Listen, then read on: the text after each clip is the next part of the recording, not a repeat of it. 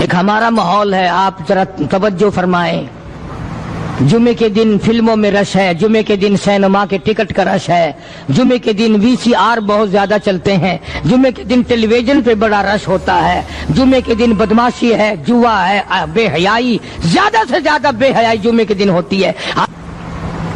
حالانکہ حضور کریم صلی اللہ علیہ وسلم نے فرمایا جمعے کے دن ایک گھڑی ایسی آتی ہے جو مانگو وہی ملتا ہے، جس حال میں کچھ کوئی مشغول ہوگا وہی اس کی زندگی کا مستقل ذریعہ بن جائے گا. کون سمجھائے تمہیں؟ کس کے اندر طاقت اور جرت ہے کہ قوم کے دھارا پھیر سکے اور قوم کے رخ کو پھیر سکے؟ کون پھیر سکتا ہے؟ اس لیے قرآن کریم نے بار بار للکارا اور فرمایا افلم یہد لہم کم اہلکنا قبلہم من القرون. اکڑنے والوں، بدماشی کرنے والوں، بے غیرت کمینوں، باداؤ، جب میرا قہر جوش میں آئے گا پھر ایک دو کو نہیں، پھر بستی کی بستی، ملک کے ملک اجاڑ کے رکھ دوں گا. افلم یہد لہم کم اہلکنا قبلہم من القرون.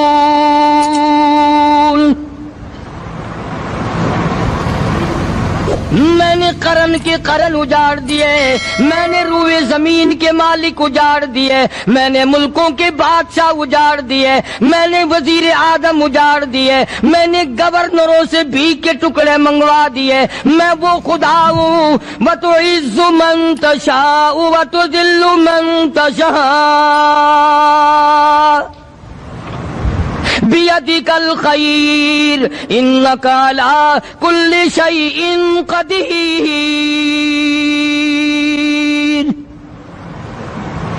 سارا نظام میرے ہاتھ میں ہے. تبارک الذی بیدہ الملک. برکتیں میرے پاس ہے، رحمتیں میرے پاس ہے، خیر میرے پاس ہے، بھلائی میرے پاس ہے، سلامتی کے خزانے میرے پاس ہے، امن کے خزانے میرے پاس ہے. وہو علی بیدہ الملک. ملک میں راج میرا. وہو علی کل شیء قدیر. ذرے ذرے پہ قبضہ میرا، پتے پتے پہ قبضہ میرا، پہاڑ کی ایک ایک کنکر پہ قبضہ میرا، سمندر کے قطرے قطرے پہ قبضہ میرا. تو ہوتا کون ہے اکڑ کرنے والا؟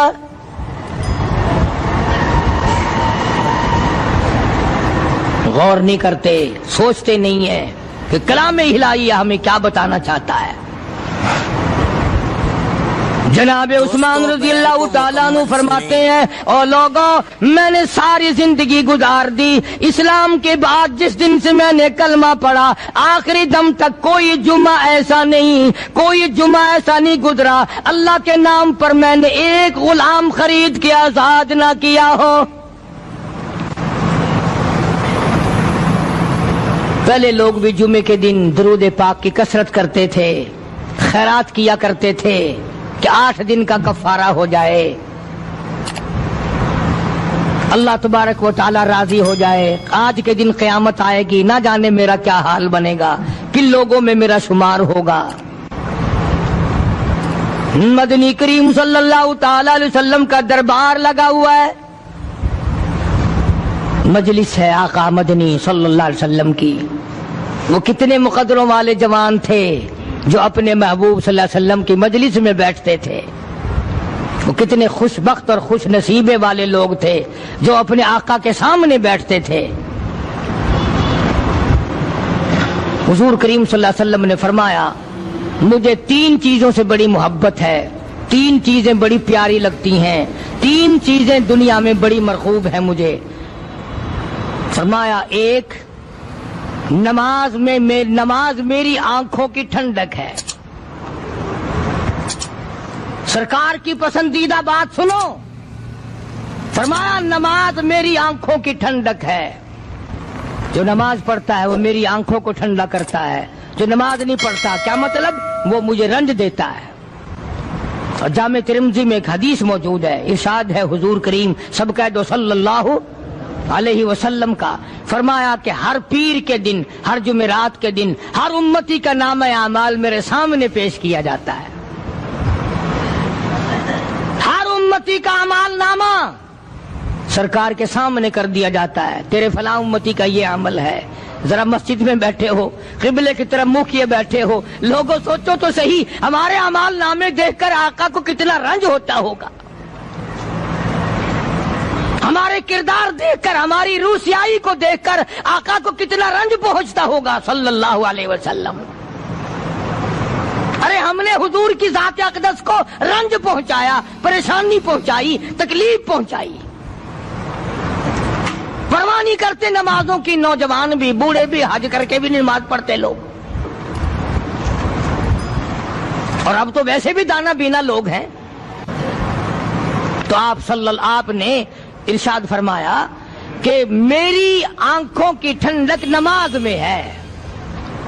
3 چیزیں مجھے پیاری ہیں پوری دنیا میں، 3 چیزیں پسندیدہ ہیں میری. سب سے پہلی فرمایا نماز میری آنکھوں کی ٹھنڈک ہے.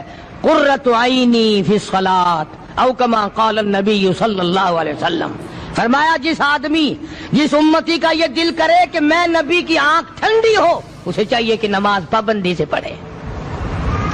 دوسرا فرمایا وفادار عورت مجھے بڑی پسند ہے. حضور کریم صلی اللہ علیہ وسلم نے فرمایا وفادار عورت، ہائے ہائے ہماری ماؤں سے زیادہ وفادار کون ہوں گی. جناب عائشہ صدیقہ رضی اللہ تعالیٰ عنہ فرماتی ہیں کالی کملی والے کے گھر میں 3 مہینے چولہے میں آگ نہیں جلتی تھی.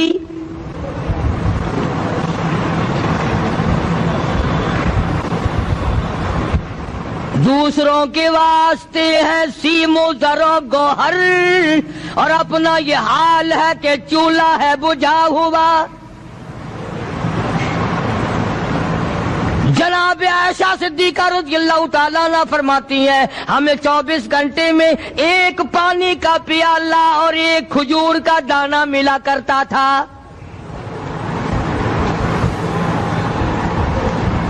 کبھی اپنی ماہوں کی خوراک تو دیکھو، خرچہ تو دیکھو. اور اگلی بات سنو تو حیران ہو جاؤ. جناب عائشہ صدیقہ رضی اللہ تعالیٰ عنہ فرماتی ہیں اس پیالے اور کھجور کی قدر بھی تب ہوئی جب وہ بھی نہ ملی. پیسوں کو برباد کرنے والوں، بے قدری کرنے والوں، ذرا سوچو تو صحیح کہ کیا گھر ہے محمد عربی، سب کہہ دو صلی اللہ علیہ وسلم کا. اسی گھر سے خیر و برکت ملی صحابہ کرام کو. لیکن دنیا نہ تھی، بلڈنگ نہ تھی، کوٹھی نہ تھی، بنگلہ نہ تھا، چہل پہل نہ تھی. اچھا ایک بات اور آج یاد کر کے لے جاؤ، یہ تو مجبوری ہوئی نا، یہ تو ایک مجبوری ہوئی، پریشانی ہوئی، محتاجی ہوئی کہ پانی کا 1 پیالہ اور 1 کھجور کا دانہ ملتا تھا. اور اگلی بات سنو تو حیران ہو جاؤ. مجبوری اور چیز ہے، اختیار سے کرنا اور چیز ہے. جناب فاروق اعظم رضی اللہ تعالیٰ عنہ کی حکومت ہے. عائشہ صدیقہ رضی اللہ تعالیٰ عنہ کا سال کا خرچہ 12,000 روپیہ بوری میں بھر کر حضرت عمر نے حضرت عائشہ کے گھر پہنچا دیا. لو تمہارا یہ سال کا خرچہ آ گیا. سال کا خرچہ حضرت عمر رضی اللہ تعالیٰ عنہ نے جناب عائشہ صدیقہ رضی اللہ تعالیٰ عنہ کے پاس بھیجا. اتنا بڑا بورا بھر کر آیا. اللہ غنی، بجائے خوش ہونے کے، بجائے مچلنے کے، بجائے فخر کرنے کے، اپنی خادمہ سے فرمانے لگی، حضرت عائشہ خادمہ سے فرمانے لگی میں نے تو اپنے محبوب صلی اللہ علیہ وسلم کے پیٹ پہ پتھر دیکھے، میں نے تو کالی کملی والے کو فاقے کرتے دیکھا. خادمہ سے فرمانے لگی اس بوری کے اور میرے درمیان میں کپڑا لٹکا دے، میری آنکھ دیکھنا گوارا نہیں کرتی، میری آنکھ دیکھنا بھی گوارا نہیں کرتی. اس نے کپڑا لٹکا دیا. اس کے بعد خادمہ سے فرمانے لگی مدینے میں اعلان کراؤ جس کو خیرات چاہیے وہ عائشہ کے دروازے سے آ کے لے جائے رضی اللہ تعالیٰ عنہا. سارے مدینے میں اعلان ہو گیا خیرات لینے والے آ جاؤ. شیئر ضرور کریں. ایک اور بات تھی اس وقت میں، ضرورت مند جاتا تھا، یہ نہیں کہ ٹیبک میں ہزاروں روپیہ پڑا ہوا پھر بھی مانگ کے کھانا ہے، جیب میں ہزاروں روپیہ پھر بھی مانگنا ہے، پلے سے نہیں کھانا. کہ جتنے بھیک مانگے ہیں نا بھیک مانگنے والے، 1 کروڑ روپیہ دے دو انشاءاللہ شام کو پھر بھی مانگے گا. اس کے مقدر میں بھیک مانگنا ہے. اسے فرمانے لگی کچھ نہیں ہے. وہ خادمہ کہنے لگی کچھ نہیں ہے. اب وہ خادمہ کہنے لگی کہ اگر 1 ٹکے کا گوشت منگوا لیتی تو تم بھی اپنا روزہ کھول لیتی گوشت سے، میں بھی کھا لیتی. کیا جواب دیا اما عائشہ صدیقہ رضی اللہ تعالی عنہا نے؟ فرمانے لگی اب تانا دینے سے کیا فائدہ، تو نے اس وقت یاد کیوں نہیں دلایا؟ اس لیے میں نے یہ واقعہ سنا دیا کہ پہلی بار سن کر کے تو آپ لوگوں کے دل میں بھی یہ بات آئی ہے نا کہ جی مجبوری ہے، چوری تو وہ کرنے سے رہی بیچاری. پریشانی جو ہوئی، غربت جو ہوئی، تنگی جو ہوئی، چلو پانی کا پیالے پہ گزر کیا. اور نہیں، یہ حضرات اختیاری بھی فاقہ کرتے تھے. اب 12,000 آیا اور افطار کرنے کے لیے چھچوا رہے، کھجور بھی نہیں. اور ہم تو خدا جانے کب کب تک کا انتظام سوچتے ہیں، پوتے پوتیوں تک کا انتظام جب تک نہ کر لیں اور اولاد در اولاد تک کا انتظام نہ کر دیں اس وقت تک ہماری تسلی تو ہوتی نہیں. اسی کو مجذوب نے بڑے عجیب طریقے سے سمجھایا، کہتا ہے کہ آنے والی کس سے ٹالی جائے گی، آنے والی کس سے ٹالی جائے گی، اور جان ٹھہری جانے والی جائے گی، روح رگ رگ سے نکالی جائے گی، تجھ پہ ایک دن خاک ڈالی جائے گی. تیرے رشتہ دار عزیز اقربا دھڑا دھڑ مٹی پھینک کے ایسے آئیں گے گویا تجھے پہچانتے بھی نہیں. بڑی بڑی عجیب باتیں کہی مجذوب علیہ رحمت نے. اللہ کی رحمت نازل ہو اس کی قبر مبارک پہ آمین کو. کہتا ہے سب کی سب ہیں راہ روے کوئے فنا، سب چل رہے ہیں فنا کی طرف. اب یہ جو ہم لوگ بیٹھے ہیں نا خوش ہو رہے ہیں، میری 50 سال عمر ہو گئی، میری 60 سال عمر ہو گئی، میری 40 سال عمر ہو گئی، میری 30 سال کم عمر ہو گئی. اور اصل بات ہمارے دماغ میں اپنے آپ کو آخرت کے لیے جس قدر ممکن ہو سکے تیاری کریں. آج کل بڑی رات ہے، سویرے اٹھو، کم سے کم صبح و شام ہر آدمی 1 تسبیح درود شریف کی، 1 تسبیح استغفار کی اور 1 تسبیح تیسرے کلمے کی. یہ تو کم سے کم ہو ہی جائے. بکواس کرتے سو جاتے ہیں، بکواس کرتے اٹھ جاتے ہیں. بھلا ہے کوئی زندگی کا معاملہ؟ اللہ سے معافی مانگتا سو جا اور معافی مانگتا اٹھ جا، خدا کی قسم اللہ کا دریائے کرم جوش میں آئے گا. تو یہ ساری چیزیں میں نے اس لیے عرض کی. تو وقت پورا کرنے والا حساب نہیں کہ نہ جانے کس کو توبہ کی توفیق ہو جائے. کم سے کم ان 3 تسبیحوں کو ہر مرد عورت لازمی پکڑ لے.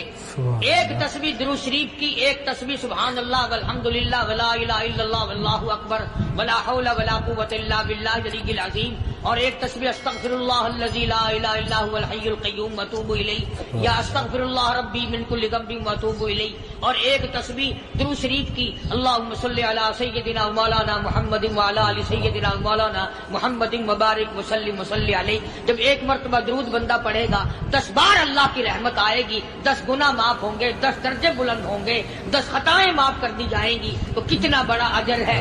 خصوصاً بوڑھوں کو چاہیے کہ وہ گپوں میں اپنا وقت خراب نہ کریں. خدا کی قسم قبر میں جانے کے بعد تجھے 1 سانس کی مہلت نہ ملے. پر مجھے اس بات کا افسوس ہے کہ آپ لوگ پورا مضمون سننے کی کوشش نہیں کرتے، بلکہ بعض لوگ بالکل اخیر میں سر سے، ایک ہے جمعے کی فضیلت حاصل کرنا، ایک ہے جمعہ پڑھنا، ایک ہے سیروں لہاونا. اس میں بڑا فرق ہے. ایک ہے سر سے اتارنا اور ایک ہے اس کی فضیلت کا حاصل کرنا. حدیث پاک میں آتا ہے کہ جمعے کے دن فرشتے دروازے پہ کھڑے ہو کر کے حاضری لگاتے ہیں. ہاں، اللہ صاحب مل کی ٹیکسٹائل مل کی حاضری کا تو پتا ہے، مسجد کی حاضری کا کوئی پتا نہیں. اگر دیر ہو جائے تو وہ گیٹ کیپر واپسی کر سکتا ہے، اگر دیر میں آیا تو یہ فرشتہ نہیں کہتا، لانتی ہوا پیچھے سے. بہت مدت کی بات ہے، علامہ یوسف بن نور رحمۃ اللہ علیہ زندہ تھے، میں کراچی تھا، تو حضرت نے مجھے فرمایا کہ جمعہ ہمارے یہاں پڑھا دو اب کے، میری والی وہ جمعہ پڑھاتا تھا ان دنوں میں۔ تو میں جب گیا تو ہم ایک چھوٹے سے دروازے سے داخل ہونے لگے، ایک پٹھان کہنے لگا پرلے دروازے سے چلو، میں بھی ادھر سے جاتا ہوں۔ میں نے کہا کیوں؟ کہنے لگا فرشتہ ادھر رجسٹر لیے کھڑا ہے، تم ادھر سے گھس جاؤ گے تمہارا حاضر ہی نہیں لگے گا۔ وہ کہنے لگا فرشتہ بڑے گیٹ پہ کھڑا ہے، ادھر چلو۔ تو کم سے کم اس پٹھان کا تو یہ عقیدہ ہے کہ فرشتہ کھڑا ہے، اور تمہارا خیال یہ ہے کہ جمعے کے دن نہ فرشتہ ہے نہ خدا ہے، کوئی بھی نہیں ہے۔ اس لیے سیرت النبی صلی اللہ علیہ وسلم کا عنوان شروع ہوگا، مختی آؤ پورا مضمون سنو تاکہ لطف آئے، دل و دماغ بنے۔ اور عقیدہ میں نے تمہیں بتا دیا، لا الہ الا اللہ، خدا کے سوا الہ کوئی نہیں، مشکل کشا کوئی نہیں، پیدا کرنے والا کوئی نہیں، فصل میں دکان میں کارخانے میں اس کے سوا برکت دینے والا کوئی نہیں۔ اور یہ بات بتائی کس نے؟ محمد الرسول اللہ صلی اللہ علیہ وسلم، ہمارے نبی حضرت محمد الرسول اللہ صلی اللہ علیہ وسلم نے ہمیں یہ بات بتائی، خدا کے بعد خدا کوئی نہیں، مصطفیٰ کے بعد نبی کوئی نہیں، حضور صلی اللہ علیہ وسلم کے بعد کوئی کسی قسم کا جو نبوت کا دعویٰ کرے وہ کافر ہے، دجال ہے، بے ایمان ہے، وہ خنزیر سے بدتر ہے جو میرے آقا کے ختم نبوت کے تاج کو ہاتھ لگائے گا۔ فرمایا لہم قلوب لا یفقہون بہا، اللہ پاک جل شانہ فرماتے ہیں جس کا دل قرآن کریم سمجھنے کا عادی نہیں، لہم قلوب لا یفقہون بہا، جس کا دل قرآن سمجھنے کے لیے تیار نہیں، وَلَهُمْ أَعْيُنٌ لَا يُبْصِرُونَ بِهَا، جس کا کان اللہ کا قرآن سننے کے لیے تیار نہیں، أَمْ لَهُمْ آذَانٌ لَا يَسْمَعُونَ بِهَا، ام لہم آذان یسمعون بہا، جس کا کان خدا کا قرآن سننے کو تیار نہیں۔ خدائی فیصلہ سنو، اللہ کے قرآن کا فیصلہ سنو، اللہ کے کلام کا فیصلہ سنو۔ جس کا کان میرا کلام سننے کے لیے تیار نہیں، جس کو میرا قرآن سن کے مزہ نہیں آتا، جس کو میرا کلام سن کے حلاوت نہیں آتی، جس کو میرا کلام سن کے لذت نہیں آتی، جس کی روح تازی نہیں ہوتی، جس کو لطف نہیں آتا، جس کو کیف نہیں آتا، جس کو سرور نہیں آتا، جو میرا قرآن سننے کو تیار نہیں، جو میرا قرآن آنکھوں سے دیکھنے کو تیار نہیں، جو میرا قرآن سننے سمجھنے کے لیے تیار نہیں، آؤ پھر خدائی فیصلہ سنو۔ فرمایا اولئک کالانعام،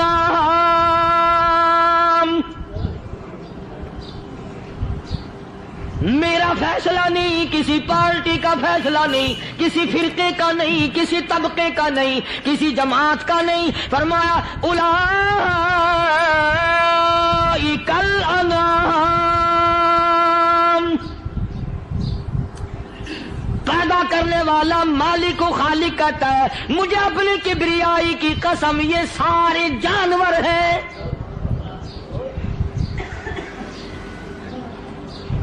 یہ سارے کے سارے جانور ہیں، یہ درندے ہیں جو ایک دوسرے کو چیر پاڑ کر کھاتے ہیں، یہ درندے ہیں جو ایک دوسرے کا خون پیتے ہیں۔ فرمایا بل ہم اضل، جانوروں سے بھی بدتر۔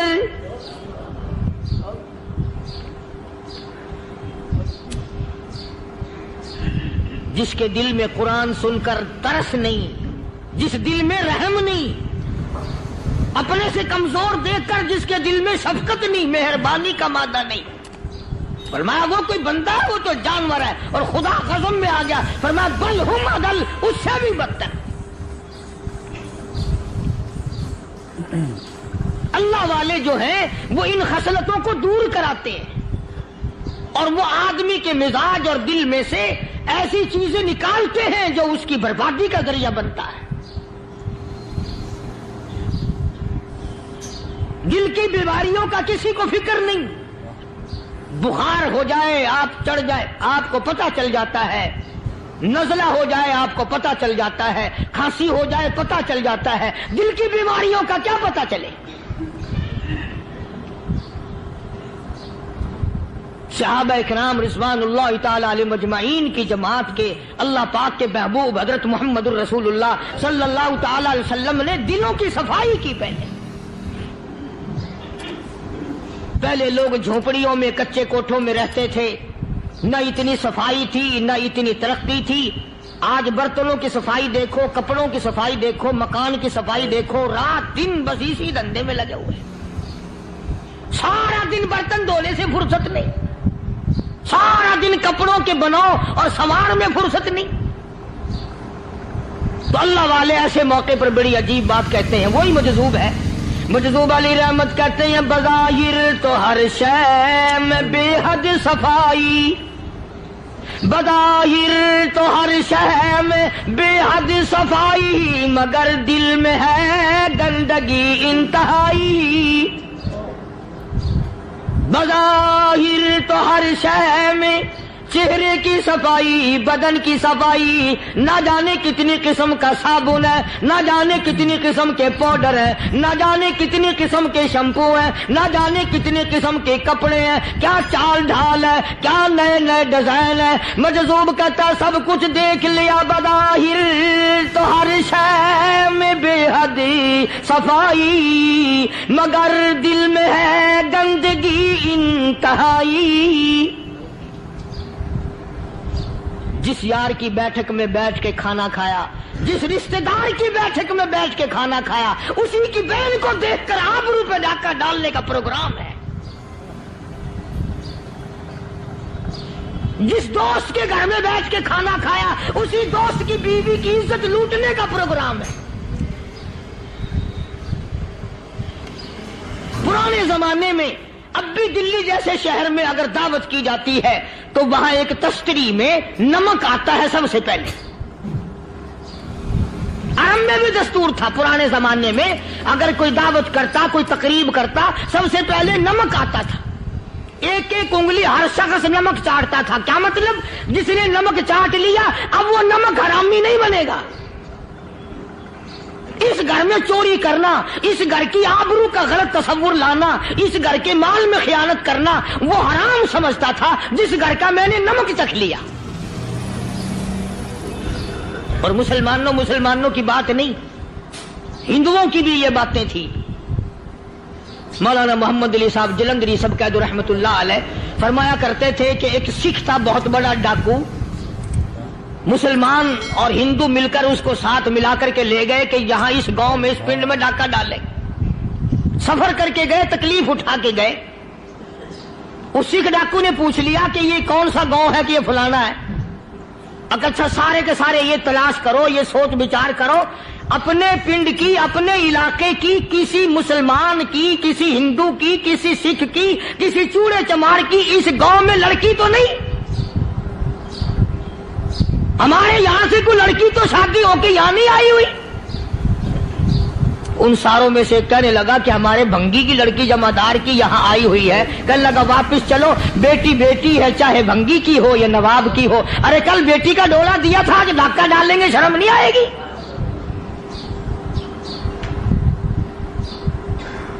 آج وہ تصور کہاں چلے گئے؟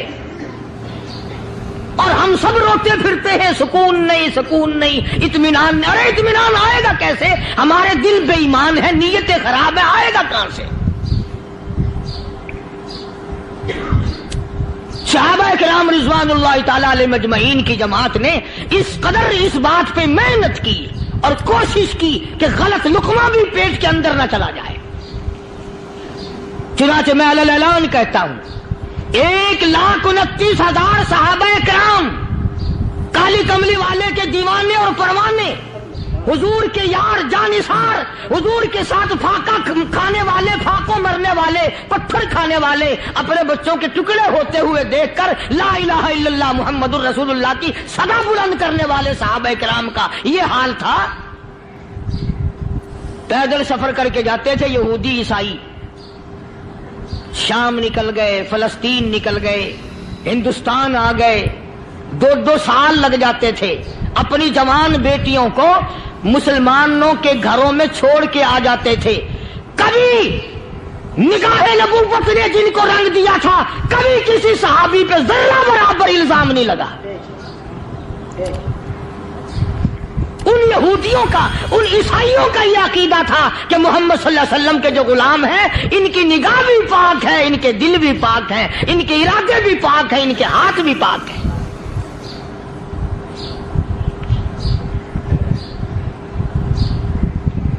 مصر کے گورنر نے، مصر کے جنرل کرنل نے خط لکھا سیدنا فاروق اعظم رضی اللہ تعالی عنہ کی خدمت میں. دور خلافت ہے حضرت فاروق اعظم کا. کیا خط لکھا کہ حضور مجھے کافی وقت گزر گیا ہے اور فلاں علاقے میں آپ کے حکم سے ہم نے جانا ہے اور راستہ صرف ایک ہے اور اس راستے میں جال بچھا دیا گیا. اب مجھے مشورہ دیں میں کیا کروں، حکم دیں مجھے. جال کیا بچھا دیا گیا کہ ہمیں پتا چل گیا ہے عیسائیوں نے پروگرام بنایا، سینکڑوں لڑکیاں تلاش کر کر کے بڑی خوبصورت حسینہ اکٹھی کی ہیں، ان کو گانے بجانے کی ٹریننگ دی ہے، ان کو اچھی اچھی آوازوں والی لڑکیاں ڈھونڈ کے لائے ہیں اور انہوں نے یہ پروگرام بنایا کہ جب مسلمانوں کی فوج اس گلی سے گزرے گی ان کوٹھوں کے اوپر چڑھ کے گانا بجانا کریں گے تاکہ ان کے دل میں بدماشی آئے اور ان کا بیڑا غرق ہو.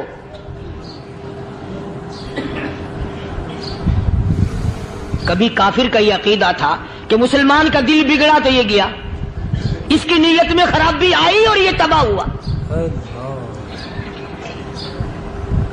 جناب فاروق اعظم رضی اللہ تعالیٰ عنہ نے اسے یہ خط نہیں لکھا کہ تو قرآن پڑھا کر، تو نفل پڑھا کر.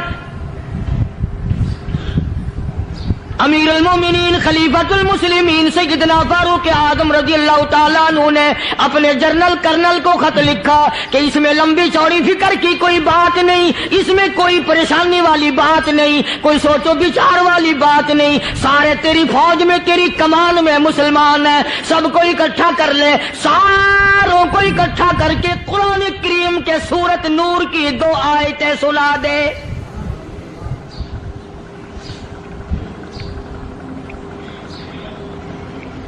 یہ بھی نہیں فرمایا کہ سزا سناؤ، اتنے کوڑے لگیں گے، جو خلاف کرے گا یوں قید ہوگی، یہ کورٹ مارشل کر دیا جائے گا. کچھ نہیں. جناب فاروق اعظم رضی اللہ تعالیٰ عنہ کی رائے دیکھو. ان کے خیال میں قرآن کریم میں اتنی بڑی طاقت ہے، اتنی بڑی عظمت ہے، اتنی بڑی کرامت ہے، کلام الہی میں اتنا بڑا شرف ہے.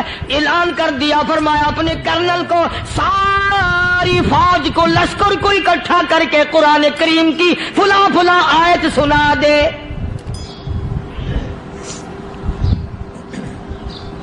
اور اس کے بعد بے دھڑک فوج کو، لشکر کو اسی راستے سے گزار کے لے جا، بے دھڑک لے جا.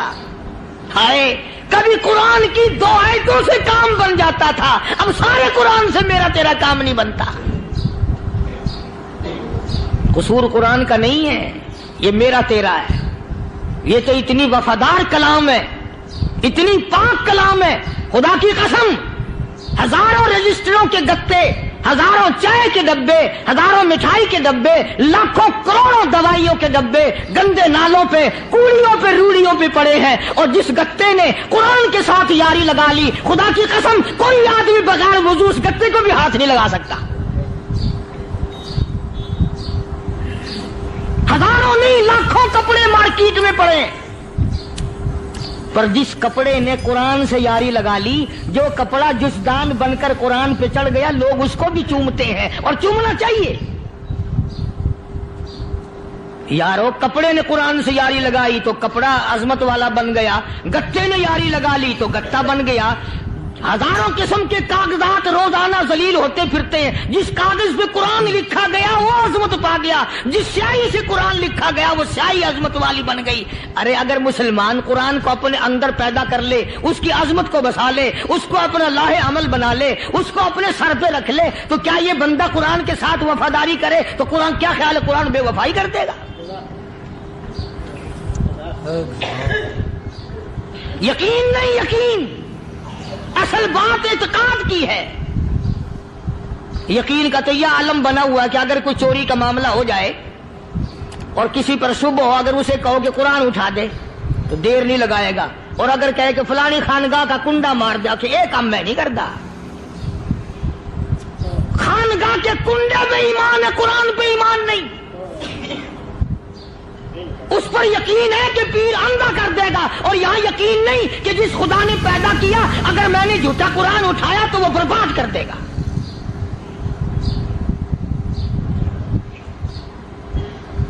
عجیب عجیب لوگ ہیں. چنانچہ مصر کے کرنل نے، مصر کے جنرل نے ساری فوج کو اکٹھا کر لیا. اس نے بھی یہ بات تو نہیں کہی کہ فاروق اعظم کو دوبارہ خط لکھتا کہ حضرت یہ تو 2 آیتیں آپ نے لکھی، یہ تو سارا قرآن روز پڑھتے ہیں، پر بنے گا کیا؟ جیسے فاروق اعظم کا یقین تھا، فاروق اعظم کی فوج کے کرنل کا بھی یقین ہے، فاروق اعظم کے فوج کے جنرل کا بھی یقین ہے. اس نے ساری فوج کو اکٹھا کیا، لشکر کو جمع کیا، اور اس کے بعد کہنے لگا قل للمؤمنین یغضوا من ابصارکم وَيَحْفَظُوا فُرُوجَهُمْ ذَلِكَ أَزْكَىٰ لَهُمْ إِنَّ اللَّهَ خَبِيرٌ بِمَا يَصْنَعُونَ. او لوگوں، خدا تمہیں کہتا ہے اپنی آنکھوں کی حفاظت کرو. اگر تمہاری نظریں غلط جگہ پڑی، اپنی عزت کی حفاظت کرو، اپنی آبرو کی حفاظت کرو. اگر غلط نظریں پڑی، غلط استعمال ہوئی، ان اللہ خبیر بما یصنعون.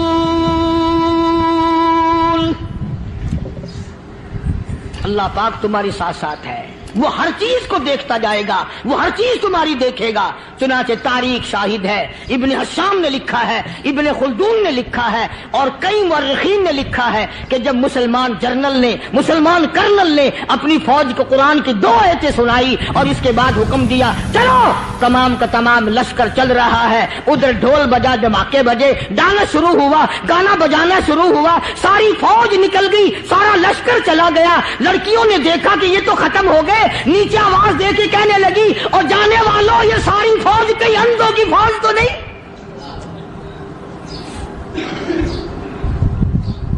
یہ حسن کا نظارہ اور یہ ڈانس اور یہ آواز، ہم ناچ ناچ کے تھک گئی، کوئی سر نہیں اٹھاتا.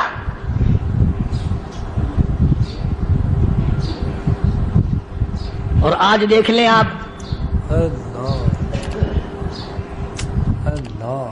ہر گھر کے اوپر وہ لگا ہوا ہے ایریل،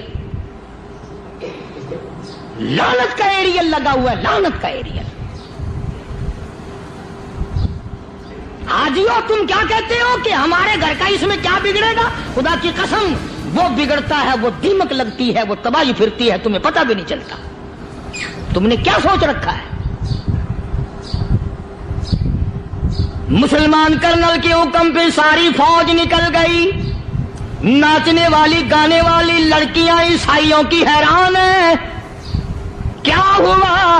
لاکھوں کی تعداد میں فوج گزر گئی، کوئی نگاہ اٹھا کے نہیں دیکھتا. ایک مسلمان سپاہی گزرتا گزرتا نیچی نظریں کیے کہنے لگا سر کیسے اٹھائے، نگاہ کیسے کوئی اٹھائے گا؟ یہ سارے کے سارے اللہ کا قرآن سن کر آئے ہیں.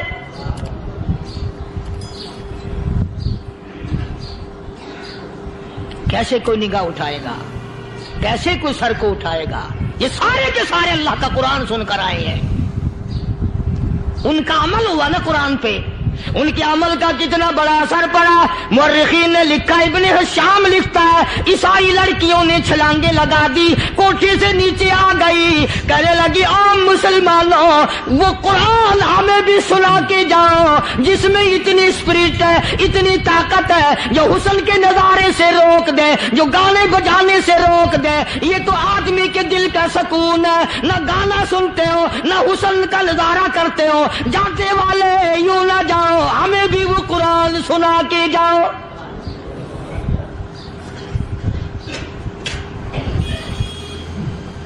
اس قرآن میں کتنی بڑی طاقت ہے، وہ کتنی عظمت ہوگی اس میں، اس کلام میں کتنی برکت ہوگی، جس کلام میں یہ تاثیر ہے کہ وہ ایسی ایسی چیزوں سے روک دیتا ہے. چنانچہ ایک مسلمان سپاہی چلتا بھی جاتا ہے اور کہنے لگا وَقُلْ لِلْمُؤْمِنِينَ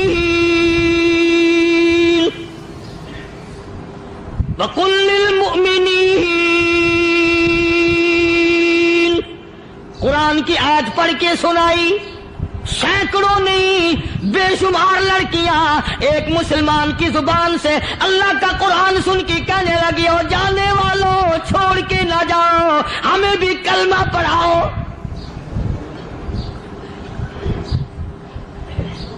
جتنی بھی وہ ناچنے گانے والی تھی تمام کی تمام کلمہ پڑھ کر مسلمان بن گئی. اور مورخین نے لکھا ہے آخری دم تک قرآن کی شیدائی اور دیوانی بن کے گزری ہے. پھر وہ لڑکیاں جو رات دن حسن و جمال کا پیکر بنی رہتی تھی، علماء نے لکھا ہے جب موت آئی ایک ایک کے بدن میں کپڑے لباس میں موت آئی تو 50-50 ٹاکی لگی ہوئی تھی.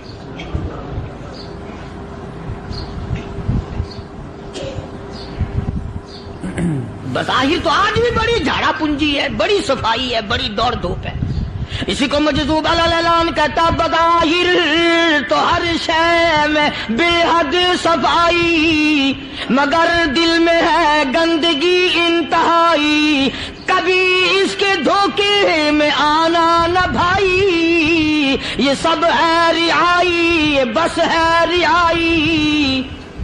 یہ تو چیز ہی کچھ نہیں. بڑے بڑے دھندے ہمیں پلٹتے دیکھے، بڑے بڑے نظام بگڑتے دیکھے. محمد عربی صلی اللہ تعالی علیہ وسلم کے دربار میں بڑے بڑے لوگ آتے تھے. اللہ غنی، نگاہ نبوت نے جس کو رنگ دیا سبحان اللہ، پھر قیمت جو بن گیا وہ اسلام کی دولت سے پیچھے نہ ہٹا. کوئی پیچھا پھر کے دیکھا ہی نہیں کہ ہم کیا کر رہے ہیں. ایک لذت تھی، ایک کیف تھا، ایک سرور تھا صحابہ کرام کو. کہاں سے وہ چیز ہم لائیں؟ کیسے ہم میں وہ چیز پیدا ہوگی؟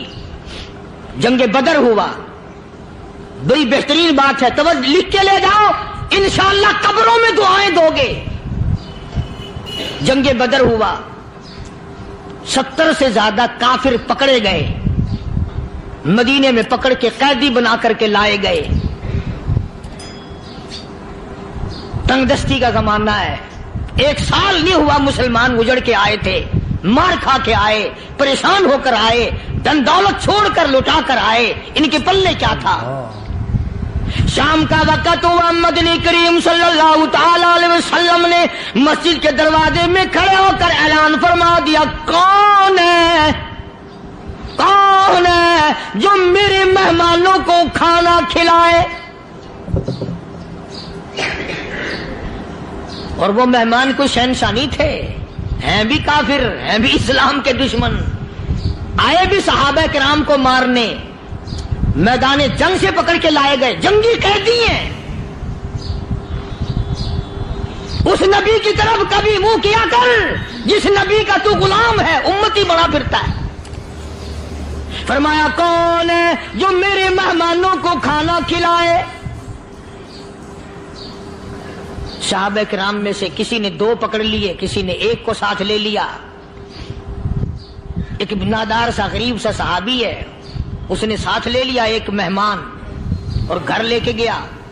بیوی کو کہنے لگا کہ کھانا کتنا ہے، کہ بس 1 آدمی جوگا ہے، 1 آدمی کی کافی ہوگا. کان میں کہنے لگا اپنی بیوی کے، دستور تھا عرب کا، مہمان اور میزبان اکٹھے کھایا کرتے تھے.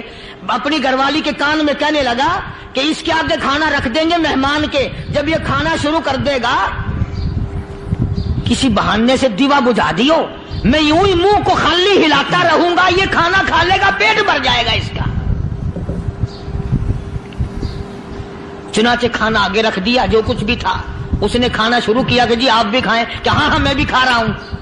بس یوں ہی کھانے میں بھی ہاتھ لگائے، منہ کو بھی ہاتھ لگائے اور منہ کو چلائے بھی برابر. بیوی نے چراغ بجھا دیا.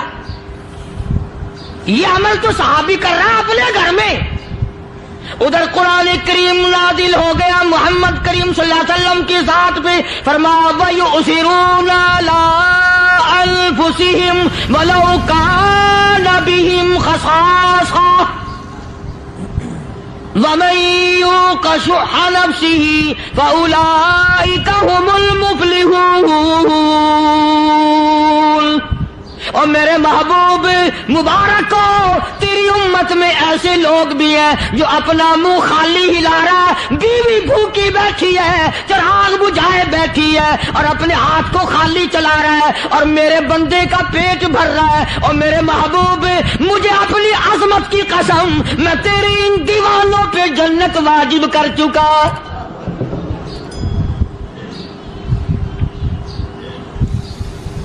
اب حضور صلی اللہ علیہ وسلم نے تو ان کو نہیں سکھایا تھا کہ تو جا کے ایسا کرنا، قدرتی مزاج ایسا بنا دیا تھا. ایک اور موقع آیا مدینے پاک میں، جنگی قیدی اور جگہ سے اسی طرح سے آئے. ایک صحابی ایک اور آدمی کو، جنگی قیدی کو کافر میں گھر لے گیا. بیوی کہنے لگی کہ ایک ہی آدمی کا کھانا ہے بس. انہوں نے کہا اس کو دے دو. وہ کافر جنگی قیدی کہنے لگا جی آپ بھی کھائیں. کہنے لگا بھی بات ہے صاف، ایک آدمی کا کھانا ہے، تو کھانا کھا، میں درخت کے پتے چبا لیتا ہوں. وہ کہنے لگا میں کھاؤں گا پتے. انہوں نے کہا تو رئیس آدمی ہے مکے کا، میں پرانا غریب ہوں، مجھے پتے چبانے کی عادت ہے، تیرے پیٹ میں درد نہ ہو جائے، میں عادی ہوں پتے چبانے کا. اس نے پتے چبا لیے. کافر مسافر اور مہمان جو تھا جنگی قیدی اس کو کھانا کھلا دیا. دوسرے دن پھر ایسی نوبت آئی. اس نے کہا آپ بھی میرے ساتھ کھانا کھائیں. نے کہا نہیں بھائی تو کھا، میں پتے چبانے کا عادی ہوں. 2 دن تو اس کافر نے کھانا کھا لیا اور جب تیسرے دن اس کے آگے کھانا آیا انہوں نے کہا بھائی تو ہی کھا، بس اتنا ہی کھانا ہے، میں تو میاں بیوی ہم تو پتے چبا لیں گے. اور کہنے لگا مدینے والوں تم خود پتے چباتے ہو، دشمنوں کو کھانا کھلاتے ہو، آج میری بھی ایک شرط ہے، پہلے کلمہ پڑھا پھر کھانا کھلا.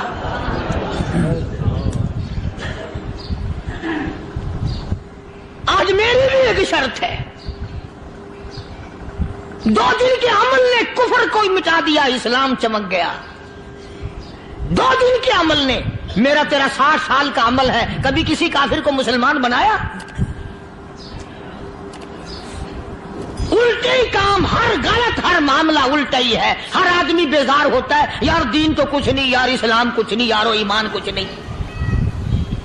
اسی کو قرآن کریم نے للکار کی آواز دے کے فرما دیا لوگوں ایسی گڑبڑ نہ کرو ورنہ میں وہ خدا ہوں. فَأَخَذَتْكُمُ الصَّاعِقَةُ وَأَنْتُمْ تَنْظُرُونَ.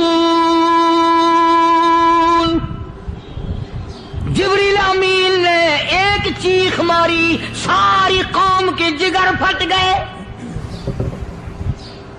میں وہ خدا ہوں، لا تركضوا وارجعوا إلى ما أترفتم فيه ومساكنكم لعلكم تسألون.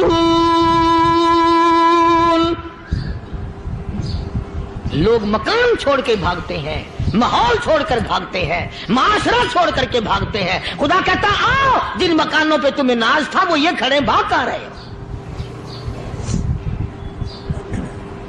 اسی کو قرآن کریم کہتا ہے ان الذین قالوا ربنا اللہ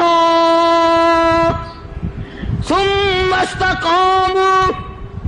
وہ آدمی جس نے لا الہ الا اللہ محمد الرسول اللہ صلی اللہ علیہ وسلم پڑھا، اللہ کی توحید کا اقرار کر لیا، او میرے مالک تیرے سوا میرا کوئی مشکل کشا نہیں، حاجت روا نہیں، میرے دل کے بھید کو جاننے والا نہیں، میری بگڑی بنانے والا کوئی نہیں، اجڑوں کو بسانے والا کوئی نہیں، کھیتی کو آباد کرنے والا کوئی نہیں، ایک دانے سے سینکڑوں دانے بنانے والا تیرے سوا کوئی نہیں.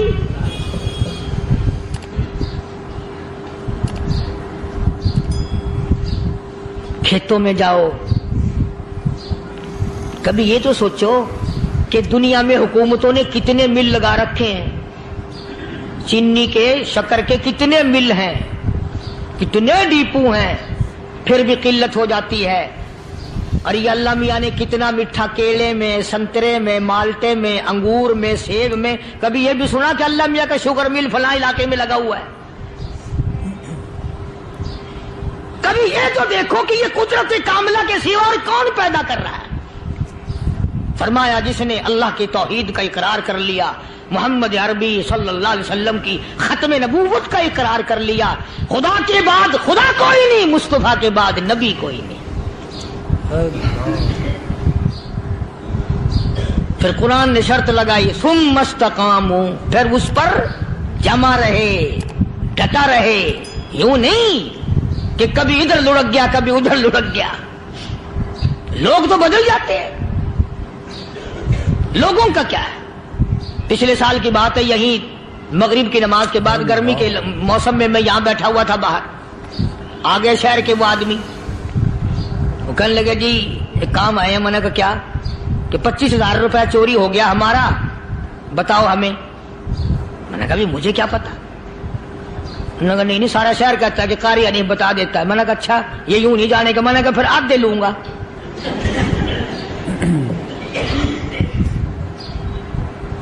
25,000 گم ہوئے ہیں نا، 12.5 میرے 12.5 تمہارے۔ کہنے ہیں دیکھو نا جی بال بچے چھوٹے چھوٹے غریب بچے ہیں جن کے وہ پیسے ہیں۔ میں نے کہا اچھا میں بادشاہ لگا ہوا ہوں۔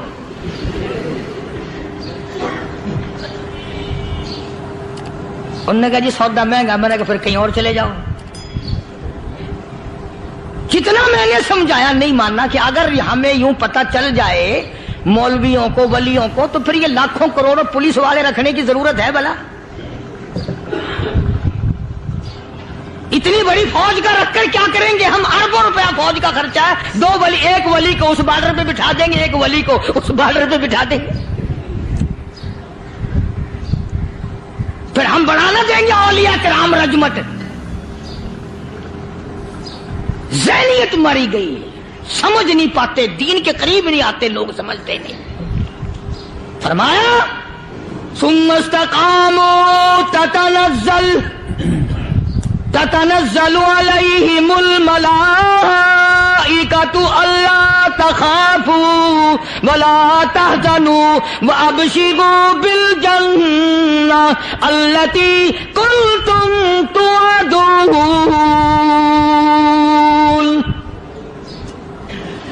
قرآن کہتا ادھر ولی کی موت آتی ہے، ایسا آدمی جو اپنے کلمے پہ جمع رہے، شرک و بدعت کی لعنت سے بچے، کفر و نفاق سے بچے۔ ادھر موت آتی ہے، ادھر فرشتے کہتے ہیں گھبرانا، غم نہ کر، بہشت کے دروازے تیرے لیے سارے کھلے ہوئے۔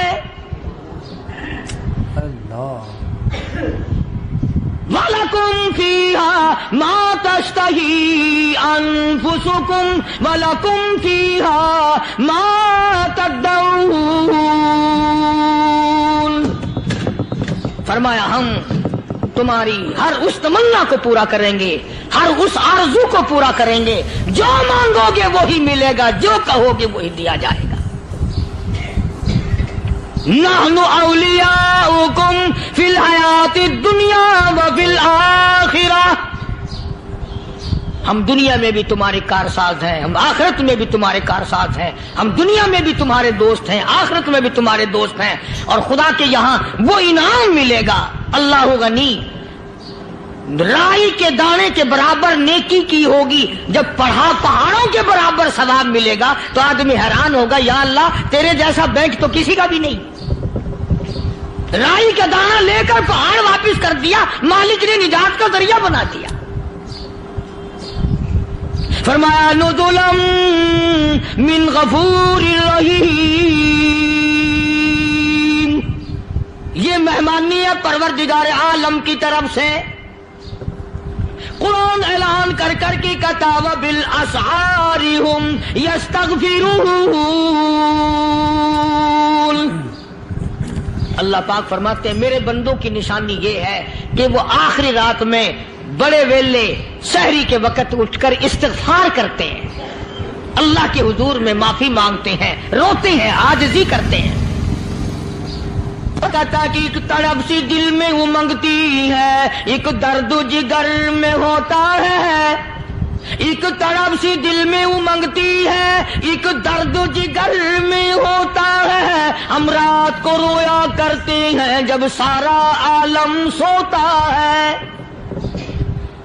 सब लोग सोए हुए हों और अल्लाह का दरवाजा खटखटा, अंधेरे में मालिक के कायनात के सामने झोली फैला, अपनी बिगड़ी का सवाल कर, अपनी मुश्किलात उस मालिक के सामने पेश कर जो सारे जहान का खालिक और मालिक है।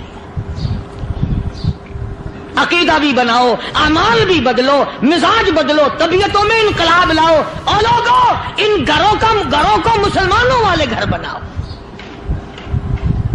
तुम बुरा मान के जाओ या भला मान के जाओ, मैं अपने अकीदे की बात को छुपाता नहीं।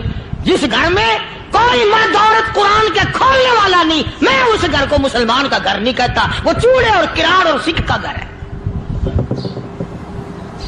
तुम्हें ये सिखाया किसने है कि मरने के बाद कुरान पढ़ा जाता है और सारी जिंदगी में नहीं पढ़ा जाता? ये कुरान मुर्दों के लिए थोड़ी आया, ये जिंदों के लिए आया है। हदीस पाक में आता है, हुजूर करीम सल्लल्लाहु अलैहि वसल्लम ने फरमाया, ईसा अलैहिस्सलातु वस्सलाम एक कब्रिस्तान से गुजरे, गुरिस्तान से गुजरे तो एक कब्र को देखा।